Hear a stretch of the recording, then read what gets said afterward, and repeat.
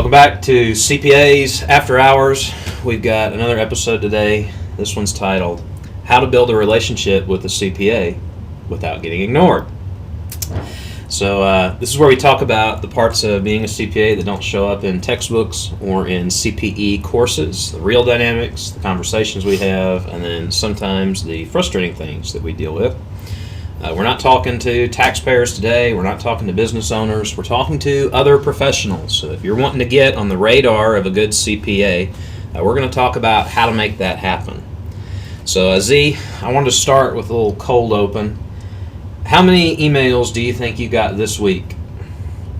Cold emails? Probably 20. Okay. And how many of those did you answer? Oh, very little. If any. 0. Right. So how many of them mentioned the word synergy? About a third. Most of it's like, let's find a mutual value between us for our clients, or something along those lines. Yeah. So some people that we have had email us like that, we've built real relationships with. Some of them we haven't. What's the defining difference between the people we work with on an ongoing basis and the ones who don't even get a response? Who messages first?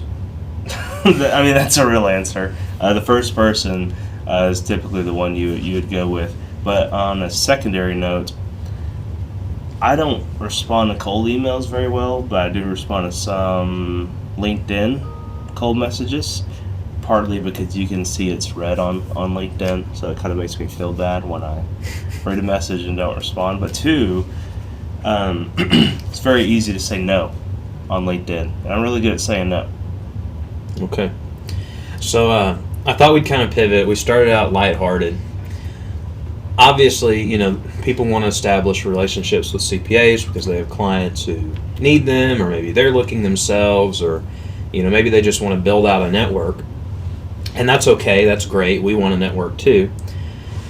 But I think a lot of people don't understand why CPAs are hard to access and why maybe we aren't as eager as they are sometimes to initiate a relationship. So why do you think we're so reticent to respond to cold outreach like that? Economics. Supply and demand really drives the response rate from CPAs. When there's 40 advisors that want to meet with one person, that one person is going to be overwhelmed, number one, and number two, probably not talk to any. But supply and demand is a huge component. So the one that I'm going to say is a lot of these emails, like you said, you think you've had 20 cold outreach emails this week. Yeah. We're in the middle of busy season. I worked 60 hours last week before my Hendrix gig, and life. This is not a great time to be reaching out to people if you want to meet with them. Not very strategic, is what I'm saying. Yeah, it kind of comes off, and of course nobody knows my life, but when it's me, it comes off as tone deaf. When I get an email at 6 p.m. on a Tuesday, and I'm still at the office, and it's like, hey, we should get coffee tomorrow. And it's like, no, I'm booked out for a week. The other thing I want to kind of hit on that Z didn't talk about is we're in a trust-based profession, and so sometimes it's hard for us to get our clients. And then once we have them, they kind of trust us to pick people to help them out with. And so us sending somebody to the wrong person is humiliating, and it can make us lose a client. So one example that we've had a hard time with historically, and we finally found some people that are good, but it's been a hard road to get there, are attorneys. Right.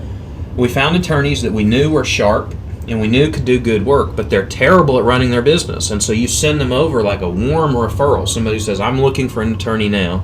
You introduce them on the email. Same day. Yep. You follow up with the client and the attorney doesn't answer for over a month. That's embarrassing. I'm not going to do that to myself. And so I don't know what kind of person you are and how you deal with clients on the first interaction. So one thing that kind of gets to me is if you are trying to establish an exclusive referral agreement the first time I meet you, I'm off-put. Agreed. Yeah. I know we've never met before, but would you allow me to watch your baby, like, forever, in perpetuity, and just trust I'm a good guy and I do good work? The trust doesn't convey.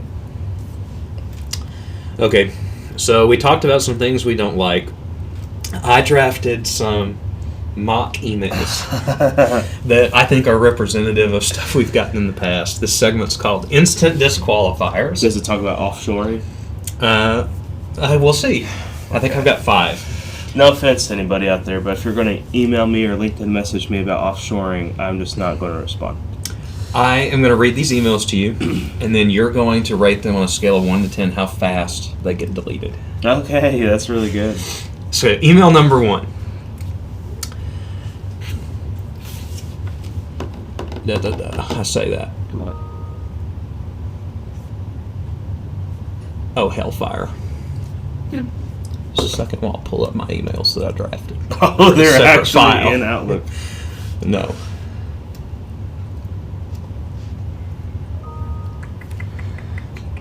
They're in my podcast writing room. This is horrible.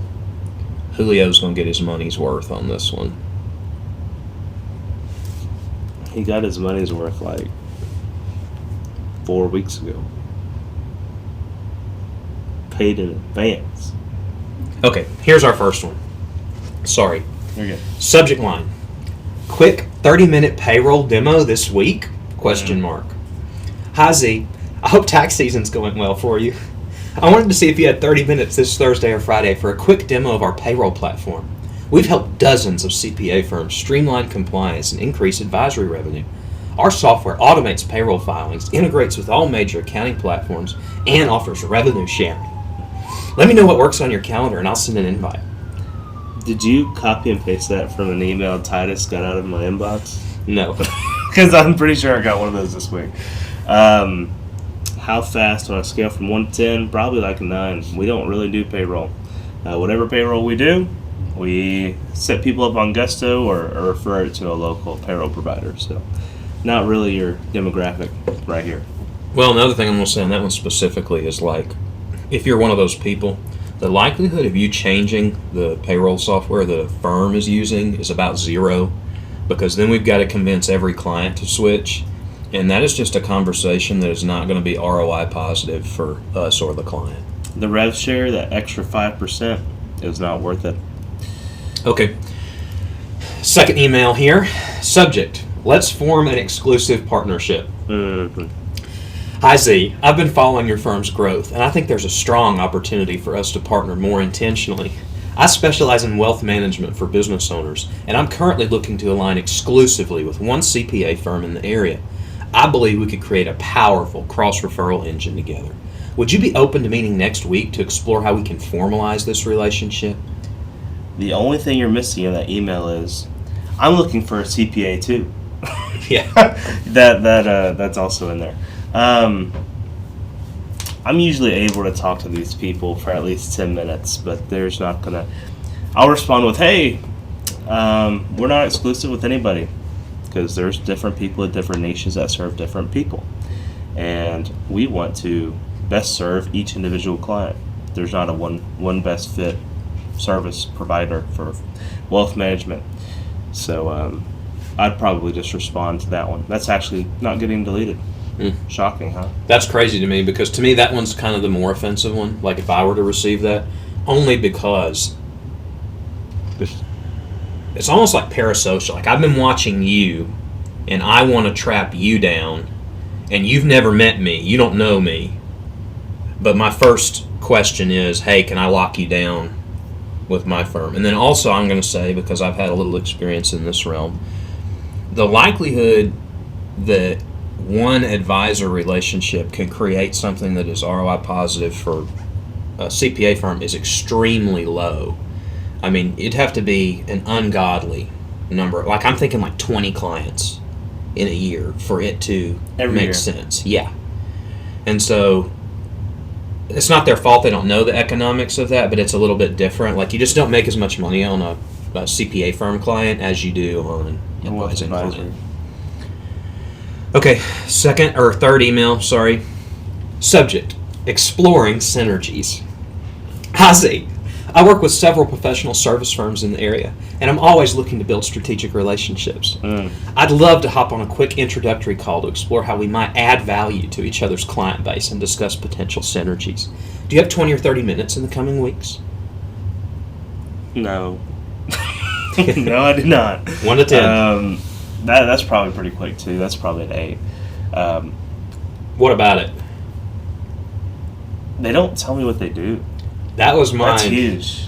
I've got ones like that That before. happens a lot. It's like, I'm just supposed to know who you are. That's What why synergy? That's why on LinkedIn the answer rate's probably better, because you have a profile that I can click on. This, I have no idea who you are. Oh, you need to also tell me what the email address is. That's probably going to tell me a lot about if I'm accepting or not. But My thing when I read this, the first thing I think is you've never learned how to sell, period. There's no introduction, no elevator pitch, no nothing. And you've never been to BNI. Because if you'd been to BNI, you'd learn how to pitch yourself in 40 seconds or less. So I don't like that. If I have to go doing the digging and you're reaching out to me, that's rude. Like if I was going to reach out to somebody, I would say, hey, I'm a local CPA. This is the kind of client that I typically work with. I think I might be able to help your clients. It seems like there's some overlap or something like that. At least that is like, okay, I'm targeting you specifically. I thought about you. I don't know. I'm higher maintenance than Z, apparently. That's what I'm learning. my job is to talk to people. And my job is to get work done. So this is the difference. It's eye-opening. It is. Okay, number 4. This is the one you've been waiting for. Oh, man. Email. Scale your firm before 4:15. There you go. Hi Z. With the 4:15 deadline approaching, many firms are struggling with capacity constraints. Our offshore tax preparation team can immediately take 30 to 50 returns off your plate this season. We handle preparation, review notes, and work directly in your software. I'd love to show you how this could increase your margins before the deadline. Are you free tomorrow afternoon? I'm always free, guys. Don't ever question. I'm always free. What's work? The crazy thing about that email is I get about 5 to 10 connection requests a day from U.S. tax preparers. That means they are not a U.S. tax preparer. That means they work on U.S. taxes in a different country. And so that just goes into how frequent this message comes across to us. They don't say, you ready to sign disclosures with every client, letting them know that they're taking the data out of the U.S.? Are you ready to have that conversation with every client and be transparent about offshoring work, which not all firms are, shocker. But yeah, it's 10 out of 10. I don't facilitate that. I will actually remove connections on LinkedIn that are always mutual connections of the people reaching out to me that went offshore. Because they're letting it in. They're letting in the virus, right? So I just got to cut it off at the root. And if that's a mutual connection, I'm sorry, but I don't really play that game on offshoring works. Okay, so we did our kind of tacky attacks on these made-up emails that are very representative of the emails we get. But let's make it positive. Let's teach some people some things if they are kind of looking to break into the CPA connection world. What would actually make you pay attention? What's an email that you could get that would make you think? Actually providing value in the first message. I don't know if that's an article. If it's on email, I'm not going to open it no matter what. So if it's a LinkedIn message, if it's an article, if it's a post, if it's a statistic that I'm not aware of that can provide value to me in some aspect, that's huge. So you like educational content? Actually, yeah. That's interesting. Yeah. Also, the people that send us business first, I was wondering. I'm if you were definitely gonna say more. that. That doesn't always necessarily mean there's going to be something there.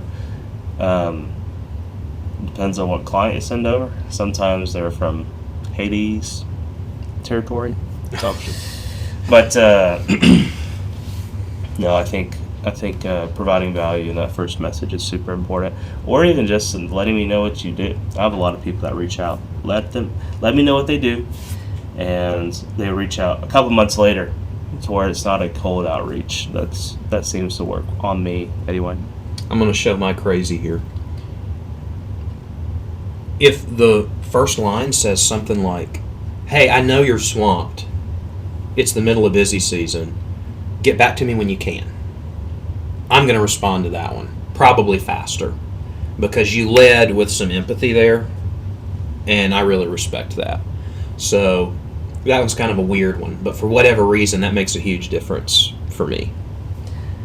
I didn't know you were going to add respond when you can to it, because I've received messages from people, hey, I know you're super busy. I don't care. This is what I want to talk to you about. Not going to happen. You do have some clients, I've actually had them tell me this before, where like they called in, they're like, where's my stuff? And they dropped it off like 3 days ago, and it's not everything you need. And you're like, hey, I got you scheduled, like, I promise I'll have it to you within the next 2 weeks. I don't care about the other clients, I care about my stuff.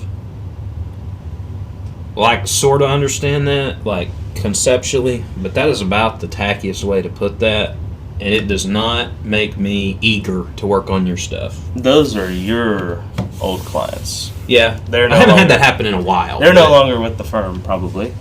We don't facilitate that level of...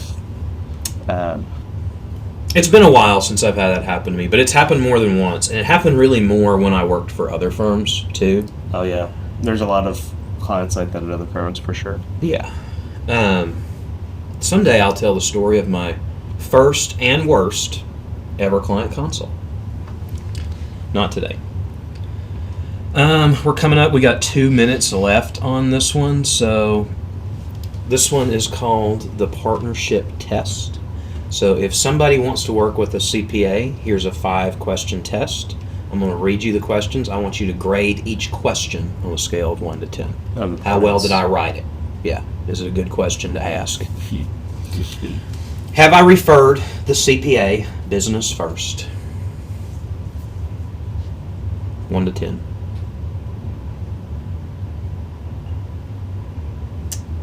5 out of 5. 5 out of Agreed. 10. It's not super important.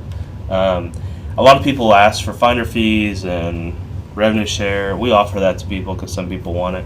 We write it in a check and we don't mail it with cash because some people want it, some people don't. Some people can't accept it. So we give them the opportunity to cash check. Okay, question 2. Can I clearly explain how my service relates to the CPA's client? That's really important.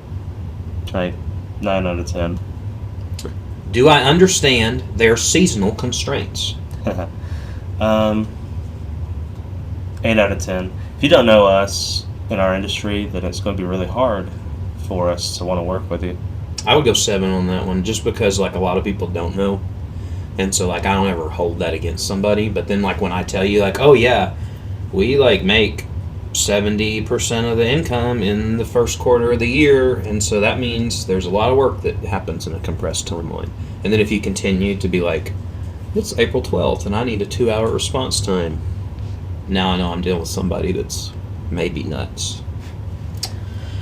It's not hard to find that research though. Like you haven't really researched the industry at all. But some people are just looking for one CPA relationship, right? Like one local person, and so That's I don't different. expect that person to go out That's and different. do market research. Am I asking for exclusivity too early? We don't do exclusivity with anybody. So that's like a 1 out of 10. I don't like that. Okay. And then last one, is this about my clients or my commission? If it's client first, we really respect it. If it's revenue share, that's hard to facilitate. I'm going to add the caveat, I want everybody to make a ton of money, but it's got to be really good for the client too. So that's the problem, is there's a lot of financial advisors in particular out there. Yes. Freight train boogie. There's a lot of financial advisors out there, and they all charge pretty similarly. So the one we refer to has got to be better than the rest. Like you kind of got to stand out from the crowd, I guess, is what I'm saying there. So like we don't begrudge you for making your money, but if there's a list of 100, there's some that are in the top 10%, and those are the people we want to refer to. And it's also really easy to refer to people that have niches. Yeah. So if you really want to be the person in exclusivity with us, well, you only work with physicians, you only work with attorneys, you only work with X service provider, that will help generate that exclusive relationship you're looking for without it being labeled exclusive.